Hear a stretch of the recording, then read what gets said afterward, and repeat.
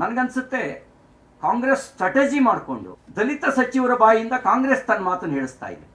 ಅದು ಖರ್ಗೆ ಅವರು, ಪ್ರಿಯಾಂಕ್ ಖರ್ಗೆ ಅವರು, ಪರಮೇಶ್ವರ್ ಅವರು, ಶಿವರಾಜ್ ತಂಗಡಗಿ ಅವರು, ಇವ್ರನ್ನೇ ಮುಂದೆ ಬಿಟ್ಟು ರಾಜಣ್ಣ ಅವರು ಹೇಳಿಸ್ತಿರೋದು ನೋಡಿದ್ರೆ ಅವ್ರನ್ನ ಗುರಾಣಿಯಾಗಿ ಮಾಡಿಕೊಂಡು ಕಾಂಗ್ರೆಸ್ ತನ್ನ ಮಾತುಗಳನ್ನು, ಅಜೆಂಡಾವನ್ನು, ಕಾಂಗ್ರೆಸ್ ಅಜೆಂಡಾವನ್ನು ಅವ್ರ ಮೂಲಕ ಬಳಕೆ ಮಾಡ್ಕೊಳ್ತಿದ್ದಾರೆ, ಮಾತಾಡ್ತಿದ್ದಾರೆ ಅಂತ ನನಗೆ ಅನ್ನಿಸ್ತಾ ಇದೆ.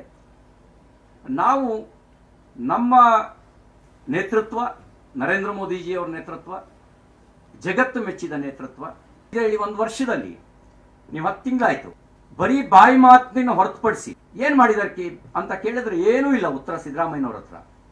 ಮೂಲಸೌಕರ್ಯ ಅಭಿವೃದ್ಧಿ ಏನು ಮಾಡಿದ್ದೀರಿ ಅಂದರೆ ಉತ್ತರ ಇಲ್ಲ. ಬರೀ ಭಾಷಣಕ್ಕೆ ಮಾತ್ರ, ರೈತರ ಹಿತ ಭಾಷಣಕ್ಕೆ ಮಾತ್ರ ಸೀಮಿತ. ರೈತರ ಆತ್ಮಹತ್ಯೆ ನಿರಂತರ ನಡೀತಾ ಇದೆ, ಬರಗಾಲ ಕಾಡ್ತಾ ಇದೆ, ಬರ ಪರಿಹಾರದ ಕಾಮಗಾರಿ ಬರೀ ಭಾಷಣಕ್ಕೆ ಮಾತ್ರ ಸೀಮಿತ. ಮೇಕೆದಾಟು ಅದು ಭಾಷಣಕ್ಕೆ ಮಾತ್ರ ಸೀಮಿತ. ಅವ್ರದ್ದೇ ಇಂಡಿಯಾ ಅಲಯನ್ಸು ತನ್ನ ಪ್ರಣಾಳಿಕೆಯಲ್ಲಿ ಹಾಕುತ್ತೆ ವಿರೋಧ ಮಾಡಿ. ಒಂದು ಶಬ್ದ DMK ನಿಲುವನ್ನು ಖಂಡಿಸಿ, ಒಂದು ಶಬ್ದ ಪಾದಯಾತ್ರೆ ಮಾಡಿದ ಪ್ರವೀಣ್ರಿಂದ ಒಂದು ಶಬ್ದ ಬರಲಿಲ್ಲ DMK ನಿಲುವನ್ನು ಖಂಡಿಸಿ.